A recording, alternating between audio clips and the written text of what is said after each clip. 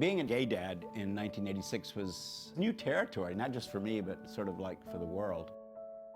Family Equality Council, when it first started, was called the Gay Fathers Coalition, and it was really started to help gay men who were coming out of their marriages maintain relationships with their kids, build support with one another, and really have a community of other gay fathers who shared their commitment to family. At that time, there was a bit of antipathy to those of us who were gay, but who had this enduring commitment to our children. It's hard to remember, and hard to imagine, frankly, a time when just the simple fact of being gay or lesbian meant that you could have no relationship, none, with your children, that the courts automatically presumed you were an unfit parent. As a parent, you have to wait so long to get your report card. And from day to day, each decision, it's hard to know how it'll play out in the long run. You're an amazing father from day one to today, of just being so ever present and there and everything that a father, should be. And what I so love is you as my dad. So yeah, there's a lot of pride there. The organization originally, in its starting years, was really about building community support, and that remains a very core part of what we do today.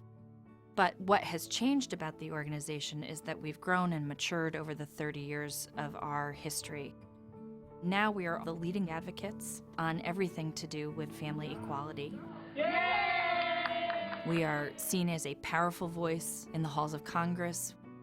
We are seen as leaders for our families in the media. A gay guy couple are just as equipped to raise a child as heterosexual parents. That's what you're saying? Absolutely. Yeah, without a doubt. Because no love, difference. Stability, commitment, kindness, caring. And we are reaching hundreds of thousands of parents through our programs, through the events that we have, and our reach is truly incredible within the United States, and a very powerful one. People are people as long as they're nice, right? You're nice back, right? So that's it. She's gonna run into a whole bunch of people that says, oh, but your grandmother's white, and then, oh, but your grandmother's gay. I was like, it doesn't matter, right, Yanni? Does it taste good? I can't reach the walk-up. Here. I want my children to grow up to be healthy. I want them to grow up to be independent. I want them to offer love to somebody, to come from a loving family. And this isn't any different than anybody else's family. Many of our families in the community, they're raising their children, and while they're doing that, they need somebody else to do the outside work, to do the advocacy for them. Okay, Miles, you first. One of the things I love about FEC is that I'm able to depend on them to reach people that I can't.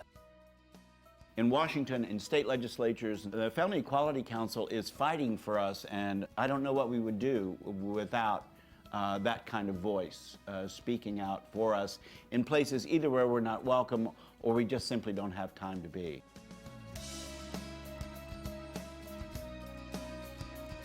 My hope 30 years from now is that our kids would be able to live in any state and have all the state rights that any family would have, no matter what family they choose.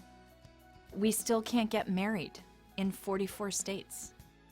In more than half of the states across this country, both parents can't have a legal relationship with their own child. I think it's absolutely tragic that there are still areas where there are restrictions on placing children with LGBT parents. It's unconscionable. These kids, while they're in care, whether they're in institutions or they're in temporary foster homes, are not growing. One young man who was raised by lesbian parents almost acquired instant fame after standing up to Iowa's legislature and defending marriage equality. In my 19 years, not once have I ever been confronted by an individual who realized independently that I was raised by a gay couple.